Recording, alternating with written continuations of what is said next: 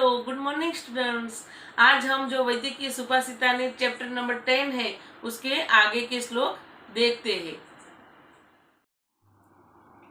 आज जो हम जिस श्लोक की बात करने वाले हैं वह है मनुस्मृति का जो श्लोक है वह मृत्ये शुद्धयते सोद्यम नदी वेगेन शुद्धयति रजसा स्त्री मनोदृष्टा संन्यासेन द्विजोत्तम।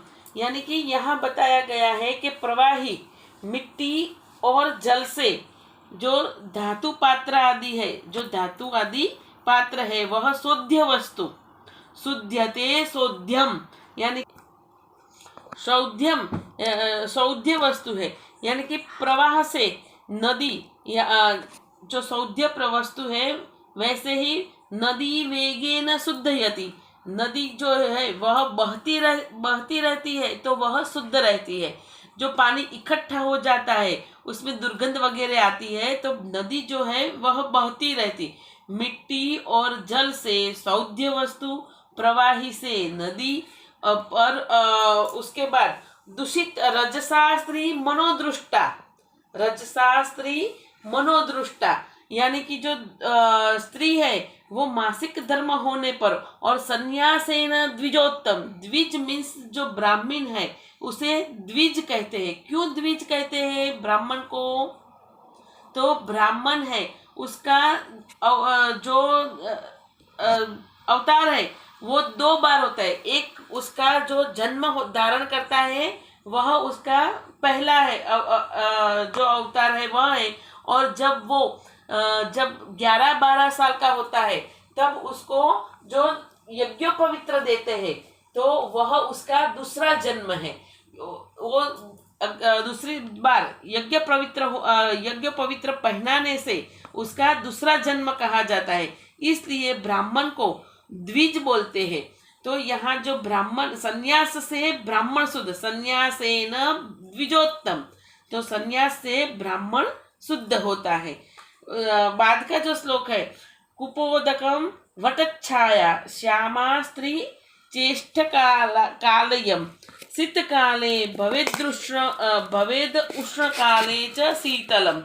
यानी जो कूप जल है, कूप मीन्स कुआं, कुएं का जो जल है, कुएं का पानी, कुपोदकम पहला जो शब्द है कुपोदकम, कुएं का पानी, वटवृक्ष छाया, तो वट वृक्ष की जो छाया है वह, श्यामा स्त्री यानी कि जो श्याम रंग की जो श्यामा स्त्री है वह, इसके बाद ईंटों का मकान, च इष्टकालयम यानी कि ईंटों का मकान, ये शीतकाले, ये शीतकाल में उष्ण और उष्ण काल में शीत होता है। देखो यहाँ कुएं का जो पानी है उसका महत्व बताया गया है इस श्लोक में। तो इस श्लोक में कुपोदकम यानी यह जो झाड़ी की ऋतु यानी कि जो ठंडी की ऋतु है उसमें कम ठंडा रहता है, यानी कि गर्माहट वाला रहता है, और गर्मियों की जो ऋतु होती है तब वह कुएं का पानी एकदम ठंडा और शीतल हो जाता है। और सर्व ऋतुओं में स्नान के लिए और पीने के लिए, दोनों के लिए वह सुखकारी है। तो चाणक्य शतक के इस श्लोक में हमें जो कुएं का पानी है उसकी जो विशिष्टता है वह बताई गई है। तो पानी जो कुएं का पानी है वह कैसा है? तो कुएं का पानी वट वृक्ष की छाया की तरह, श्यामा स्त्री की तरह, ईंटों के मकान की तरह शीतकाल में उष्ण और उष्ण काल में शीत होता है। भारतवर्ष में उष्ण प्रदेश में पत्थर या सीमेंट के मकानों से, इसलिए ईंटों के मकान सुखव होते हैं। श्यामा मीन्स यौवन मध्यस्था, यौवनता की जो मध्यम होती है वह स्त्री को श्यामा बोलते हैं। तो श्यामा शब्द का अर्थ है यौवन मध्यस्था, यौवन के मध्य की यानी कि युवानी में रहती है वह स्त्री, उसे श्यामा बोलते हैं। और शीते सुखोष्ण सर्वांगी ग्रीष्मे या सुख शीतला तप्त कांचनम वर्ण शोभा सा स्त्री ही श्यामा इति कथ्यते। तो जो स्त्री शीत यानी कि जो शीतलता देती है, ग्रीष्म में शीतलता देती है, उसे हम अतप्त कांचनम, जो उसका वर्ण होता है वो कांचन तपे तपे हुए जो शुद्ध कांचन है उसके जैसा है, उस स्त्री को श्यामा कथ्यते, कथ्यते यानी कि श्यामा बोलते हैं। इसके बाद का जो श्लोक है, अजीर्णम भेषजम वारी जीर्णम वारी बलप्रदम भोजनम च अमृतम वारी भोजनान्ते विषप्रदम। तो इस श्लोक में हमें बताया गया अजीर्ण में, यानी कि अजीर्ण मीन्स भोजन न करके केवल पानी का सेवन औषधि के समान काम करता है। भोजन न करके केवल पानी का जो सेवन करते हैं वह औषधि का काम करता है। भोजन पच जाने पर अर्थात भोजन के 3-4 घंटे के बाद सेवन किया हुआ जल पाचन में बाधा न उत्पन्न करने के कारण बलदायक होता है। भोजन के बीच में जो घुट घुट कर सेवन किया गया जल है वह प्रक्षाल ये दृश्लोक यानी कि रुचि उत्पन्न करने के लिए वह अमृत समान होता है।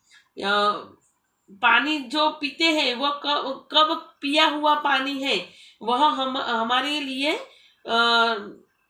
योग्य है, वह इस श्लोक में बताया गया है कि भोजन न करके केवल पानी का सेवन कर रहे वह औषधि का काम करता है। अगर भोजन पच जाने पर भोजन के 2-3 घंटे के बाद सेवन किया हुआ पानी पाचन में बाधा उत्पन्न न करने के कारण वह बलदायक रहता है, और भोजन के बीच बीच में जो घुट घुट कर सेवन किया गया हुआ जो जल है वह रुचि उत्पन्न करने के कारण वह अमृत समान जल होता है। और भोजन करके तुरंत भोजनांते विषप्रदम यानी कि भोजन करके तुरंत सेवन किया हुआ पानी जो पाचक रसों को पतला करके और भोजन को जल्दी महास्रोत के नीचे ले जाने के कारण वह अहितकारी के लिए ये यहाँ शब्द दिया गया है विषप्रदम, तो वह उसे विषप्रद कहा गया है। इसके नेक्स्ट जो श्लोक है वह क्षेम कुतूहल से लिया गया है। इस श्लोक में अधिक पानी पीने से अन्न का पाचन ठीक नहीं होता। अधिक अत्याम्बु पान अन्नन यानी कि अधिक पानी पीने से अन्न का पाचन ठीक नहीं होता, और पानी न पीने में भी दोष रहता है। पानी न पीने में भी दोष रहता है, इसलिए जठराग्नि वर्धना अर्थे मनुष्य बराबर थोड़ा थोड़ा पानी पिया करे। यानी कि पानी हमें अधिक भी नहीं पीना चाहिए, कितना पानी पीना चाहिए वो भी हमारे जो ऋषि मुनियों हैं उन्होंने हमें बताया है। पानी कब पीना है, कैसे पीना है, कौन सा पानी शुद्ध है और पानी कौन सा पानी क्षेमकृत है और किस पानी से पाचन ठीक होता है, वो सब हमें इस अध्याय में बताया गया है। तो अधिकतम पानी पीने से अन्न का पाचन ठीक तरह नहीं होता और पानी न पीने से भी दोष होता है, इसलिए मनुष्य को बराबर थोड़ा थोड़ा पानी पिया करना चाहिए।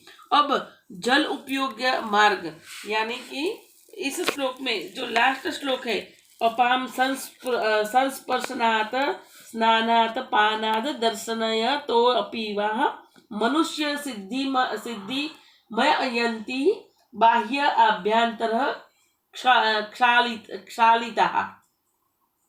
तो यहाँ बताया गया है कि जल उपयोग मार्ग यानी कि आवश्यकता अनुसार शीतल या उष्ण, देखो सुनो, उपयोग जो है जल उपयोग मार्ग, तो आवश्यकता अनुसार शीतल या उष्ण जल के संस्पर्श से, स्नान से, पीने से तथा उसके दर्शन से भी अंतर्बाह्य शुद्ध हुए मनुष्य अपने रोग हरण आदि कार्यों में सिद्धि को प्राप्त होते हैं। तो संस्पर्श शब्द है यहाँ, तो इसमें अभिमंत्रण